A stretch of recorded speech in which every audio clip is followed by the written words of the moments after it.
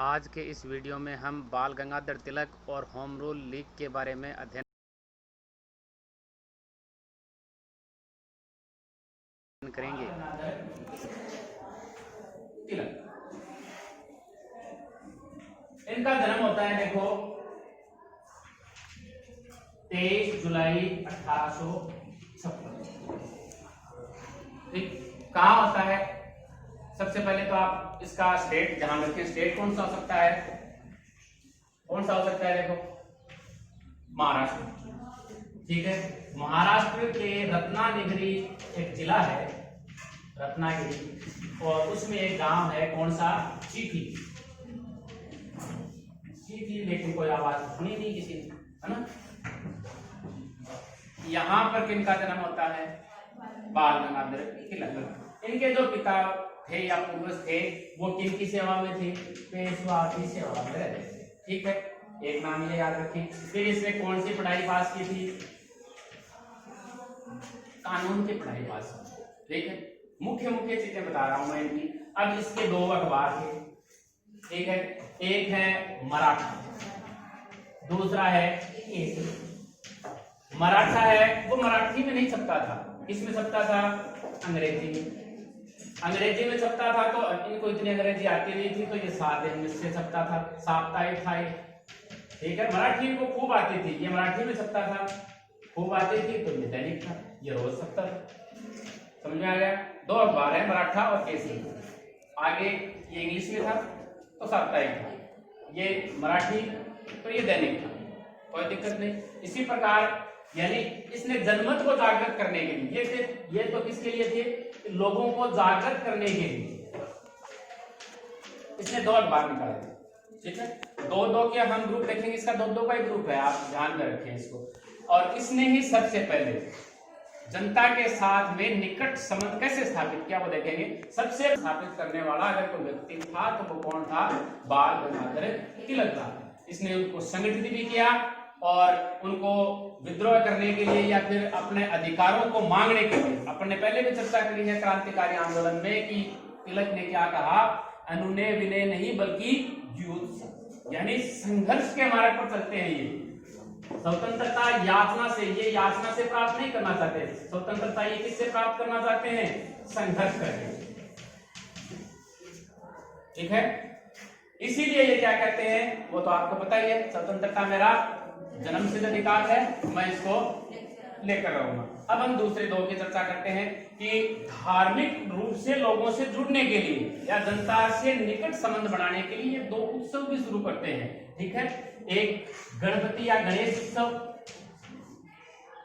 और दूसरा है शिवाजी उत्सव।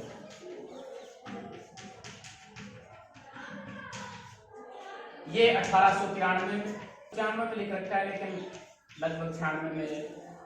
तो ये दो उत्सव शुरू करते हैं, कौन? बाल गंगाधर तिलक। एक अपन ने इसका नाम ले लिया कि ये क्या था जी? बेताज बादशाह था। क्यों था उसकी चर्चा अपन कर चुके हैं। ठीक है, अब इसके बाद में अपन ने चर्चा करी थी कि 1897 के अंदर जो प्लेग फैल गया था, प्लेग फैला था, उस समय जो अंग्रेज अधिकारी थे वो भारतीयों के साथ में क्या करते थे? दुर्व्यवहार करते थे।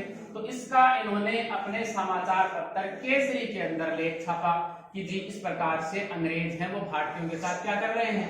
दुर्व्यवहार कर रहे हैं। तो इसके कारण दो व्यक्ति कौन है बताओ?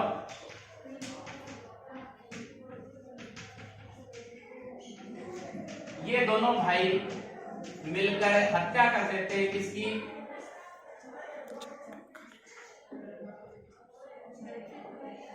बोलो, किसकी हत्या कर देते हैं?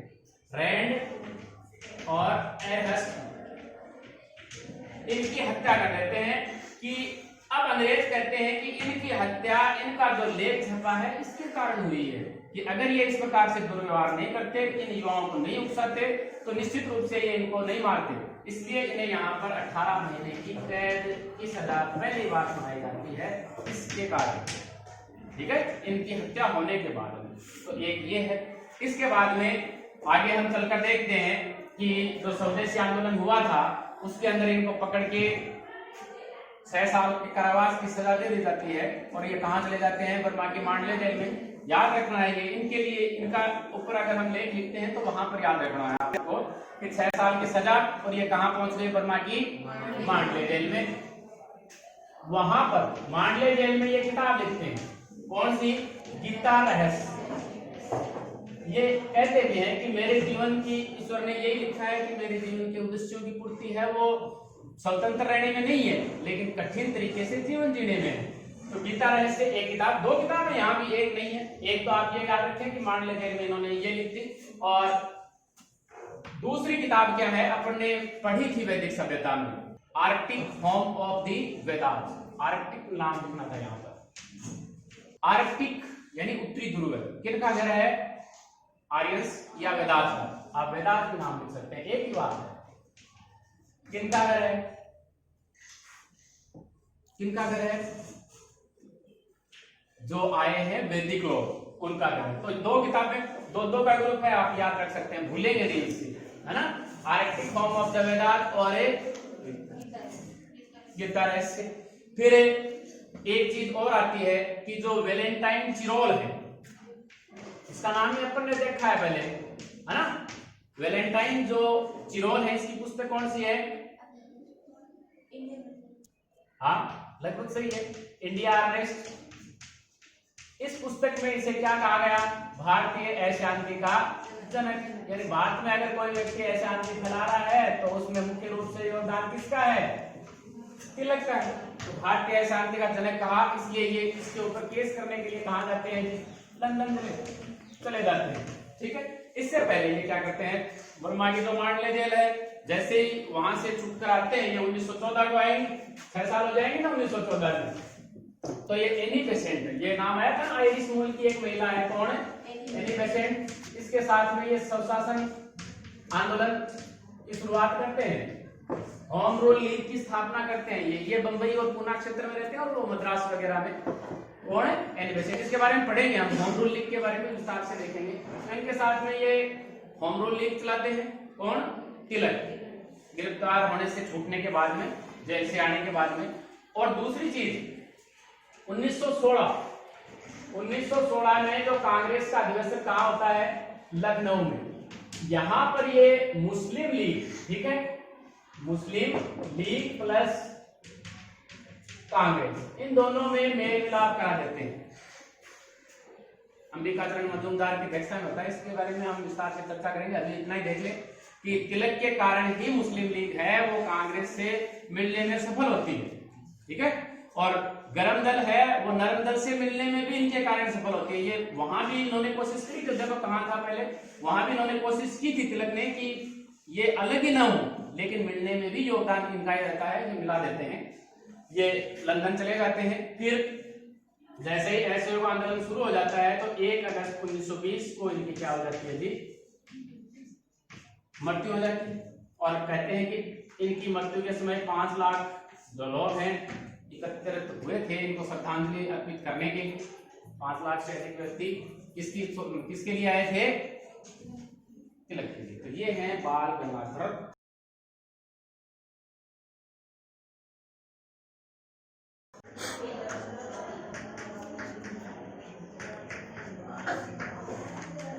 देखा था बंगाल विभाजन, उसके बाद में स्वदेशी आंदोलन हुआ था और स्वदेशी आंदोलन के तहत जो बाल गंगाधर तिलक है उनको पकड़ के जेल में डाल दिया गया था।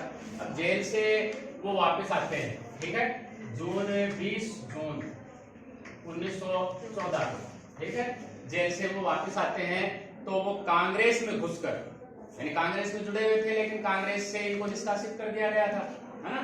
तो कांग्रेस में घुसकर वापस वो राष्ट्रीय आंदोलन शुरू करना चाहते थे, लेकिन कांग्रेस है वो इस समय आंदोलन के लिए तैयार नहीं थी कि हम हैं वो किसी प्रकार का आंदोलन इस समय नहीं करना चाहते। कौन? कांग्रेस, ठीक है। इसलिए इन्हें एक संगठन बनाने की आवश्यकता महसूस हुई कि भाई कांग्रेस तो ये कर नहीं रही है, ठीक है, तो ये संगठन की दिशा में कार्य करते हैं और संगठन की दिशा में इनका साथ देते हैं। कौन है? और मुख्य भूमिका इसको बनाने की भी इसी की थी। होम रूल लीग को, इंडियन होम रूल लीग हम इसे कह सकते हैं, इसको बनाने की मुख्य भूमिका भी किसकी थी? एनी बेसेंट की थी। ठीक है। अब देखो इस समय तक क्या होता है, इसके बाद में अपन आगे देखते हैं, पहले इसको देख लेते हैं, बाद में देखेंगे आगे। ये जो व्यक्ति है बाल गंगाधर तिलक,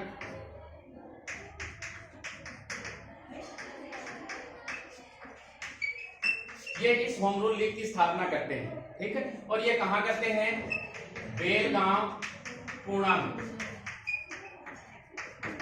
कब करते हैं, 28 अप्रैल 1916, ठीक है, 2 साल बाद में। यानी आंदोलन को बनाने में या फिर लीग को बनाने में इनको समय तो लग जाएगा। और 16 के अंदर कई चीजें महत्वपूर्ण आ जाती हैं, इधर हम थोड़ी सी देख लेते हैं 16 के अंदर और क्या होता है। एक तो देखो जो उग्रवादी और उदारवादी जो अलग हो गए थे ना, कब हो गए थे, 1960 का जो अधिवेशन हुआ था, सूरत अधिवेशन, इसमें दोनों अलग हो गए थे और उन्हें 7 साल के लिए निर्वासित कर दिया गया था कि अगले 7 साल तक आप कांग्रेस में शामिल नहीं हो सकते। एक तो इसलिए महत्वपूर्ण था कि जो उग्रवादी हैं वो उदारवादी हैं, वो दोनों इस समय आपस में मिल जाते हैं, ठीक है। कौन से में, कांग्रेस के ये जो अधिवेशन होता है वो लखनऊ में अधिवेशन होता है, 1916 का अधिवेशन, और इसकी अध्यक्षता करते हैं अंबिका चरण मजूमदार।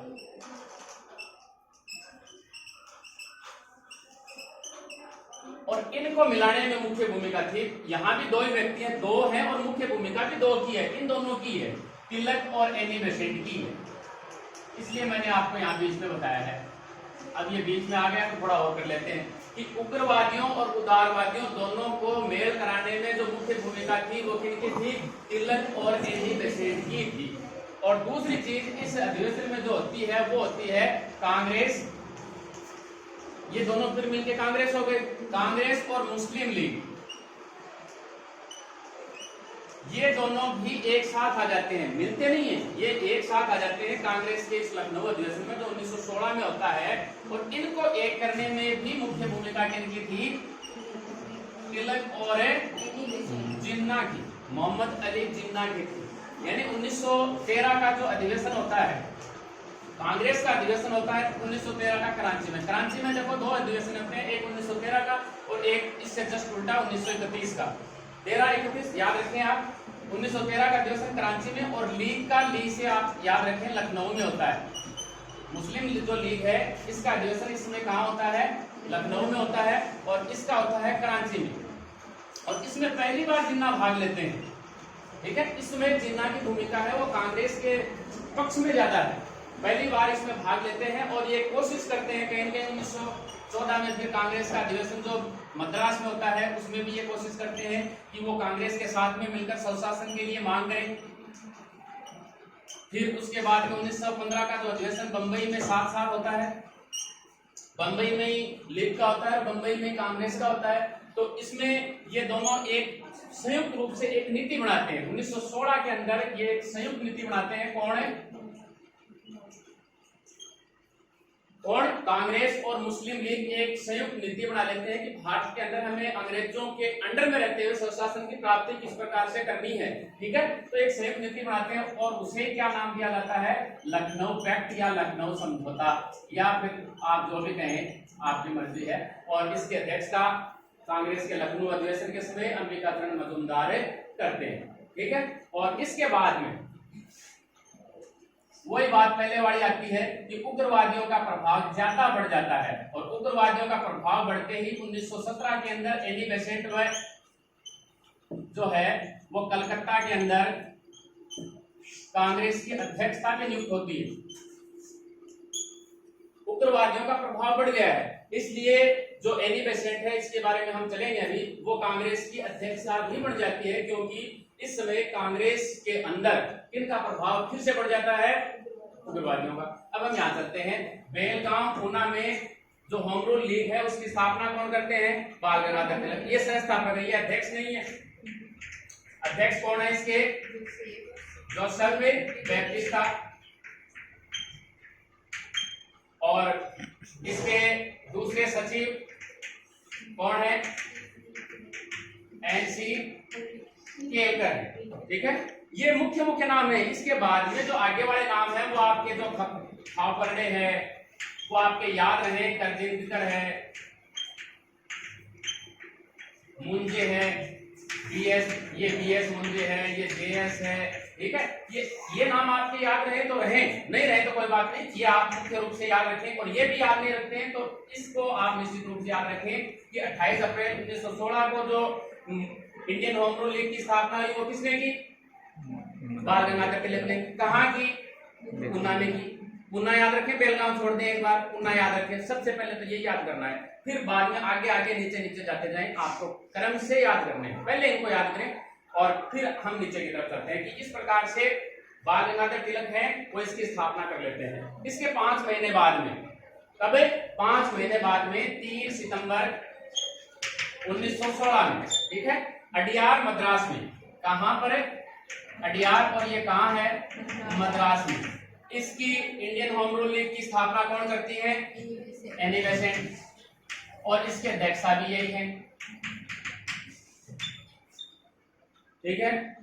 किसकी? इसकी, ठीक है। और इसका जो महासचिव है वो कौन है? अनुडेल। इसका संगठन मंत्री है